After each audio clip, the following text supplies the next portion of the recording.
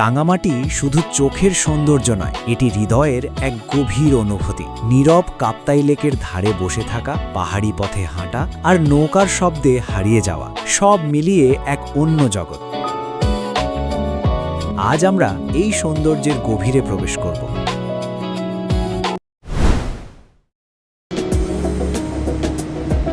কখনো কি এমন অনুভূতি হয়েছে যখন মনে হয়েছে সবকিছু ছেড়ে কোথাও হারিয়ে যেতে ইচ্ছে করছে?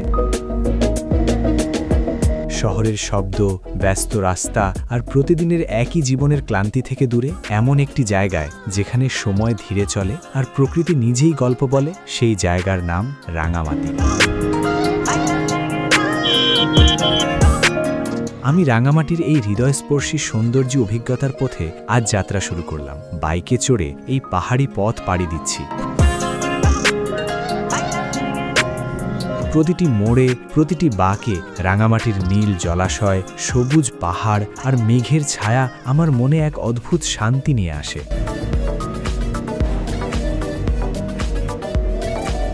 এই যাত্রা শুধু এক জায়গা থেকে অন্য জায়গায় যাওয়ার না, এটা এক আত্মিক অভিজ্ঞতা যেখানে আমি প্রকৃতির সাথে একাত্ম হয়ে উঠছি। ভোরবেলা রাঙামাটির পথে যাত্রা শুরু করতেই বুঝতে পারা যায় এই ভ্রমণ অন্যরকম হতে যাচ্ছে। রাস্তার দুই পাশে সবুজ পাহাড়, কুয়াশায় ঢাকা দূরের দৃশ্য আর ঠান্ডা বাতাস যেন ধীরে ধীরে মনকে শান্ত করে দেয়।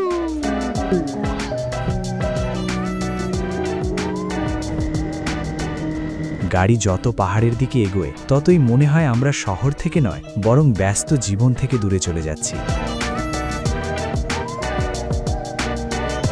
রাঙামাটিতে পৌঁছানোর পর প্রথম যে জিনিসটা অনুভব হয় সেটা হলো নীরবতা।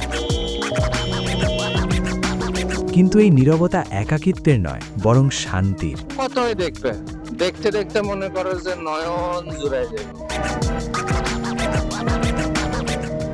এখানে বাতাসও যেন ধীরে বইতে যায়। সকালের আলো যখন পাহাড়ের গায়ে পড়ে, পুরো জায়গাটা সোনালি রঙে ভরে ওঠে।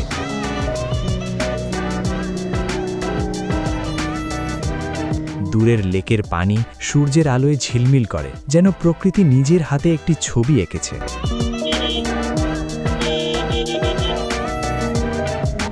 রাঙামাটির হৃদয় হল কাপ্তাই লেক, বিশাল, শান্ত আর অসীম সুন্দর।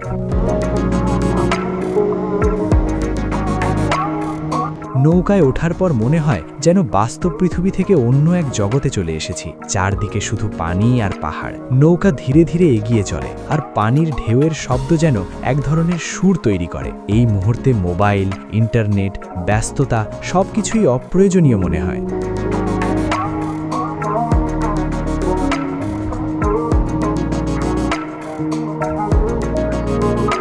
শুধু প্রকৃতি আর নিজের অনুভূতিই তখন সত্যি।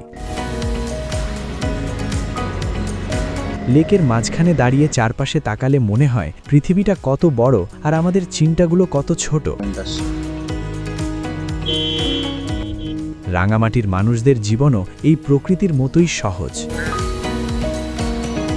পাহাড়ি জনগোষ্ঠীর হাসি, তাদের সংস্কৃতি, তাদের জীবনযাপন সবকিছুতেই আছে আন্তরিকতা। স্থানীয় বাজারে গেলে দেখা যায় রঙিন কাপড়, হাতে তৈরি গয়না আর নানা হস্তশিল্প। প্রতিটি জিনিস যেন একটি গল্প বহন করে।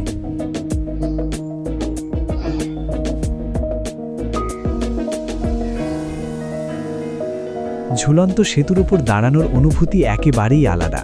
নিচে শান্ত পানি, চারপাশে পাহাড় আর ওপরে নীল আকাশ। সেই মুহূর্তে মনে হয় আমরা প্রকৃতির মাঝখানে দাঁড়িয়ে আছি, সম্পূর্ণ মুক্ত। বিকেলের রাঙামাটি যেন আরও বেশি আবেগী। সূর্য যখন ধীরে ধীরে পাহাড়ের পেছনে হারিয়ে যায়, আকাশ লাল, কমলা আর বেগুনি রঙে রঙিন হয়ে ওঠে।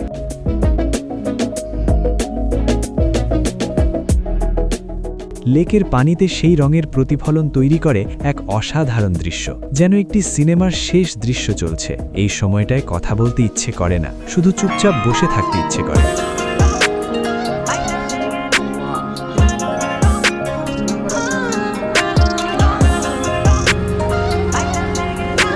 কারণ কিছু সৌন্দর্য শব্দে প্রকাশ করা যায় না, শুধু অনুভব করা যায়। রাত নামার সাথে সাথে রাঙামাটি হয়ে ওঠে আরও শান্ত। শহরের আলো পানিতে প্রতিফলিত হয়ে তৈরি করে ঝিলমিল এক পরিবেশ।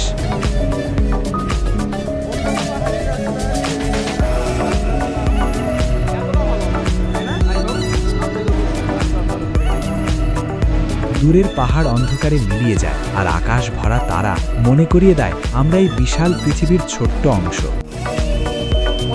এই নীরব রাত মানুষকে নিজের সাথে কথা বলতে শেখায়। রাঙামাটি আমাদের শেখায় সুখ সবসময় বড় কোনো অর্জনে নয়, সুখ লুকিয়ে থাকে ছোট ছোট মুহূর্তে। এক কাপ গরম চা, ঠান্ডা বাতাস কিংবা নৌকার ধীর গতির যাত্রায় এখানে এসে মনে হয় জীবনকে নতুন করে দেখা যায়। নিজের চিন্তা, নিজের স্বপ্ন, নিজের অনুভূতি সবকিছুই যেন পরিষ্কার হয়ে যায়। সময়ের সাথে সাথে বুঝতে পারি আমরা শুধু জায়গা ভ্রমণ করি না, জায়গাগুলোও আমাদের পরিবর্তন করে। রাঙামাটি ঠিক তেমনই একটি জায়গা। ফেরার সময় মনটা একটু ভারী হয়ে যায়, মনে হয় এই পাহাড়, এই লেক, এই শান্তি সবকিছু এখানেই রেখে যেতে হচ্ছে। কিন্তু আসলে রাঙামাটি কখনো ফেলে আসা যায় না, এটা স্মৃতিতে থেকে যায়, অনুভূতিতে থেকে যায়। শহরে ফিরে আবার ব্যস্ত জীবন শুরু হবে, শব্দ থাকবে, দৌড় থাকবে, কিন্তু মাঝে মাঝে চোখ বন্ধ করলে মনে পড়বে সেই শান্ত লেক, পাহাড়ের বাতাস আর নীরব বিকেল, আর তখন মন বলবে আবার যেতে হবে।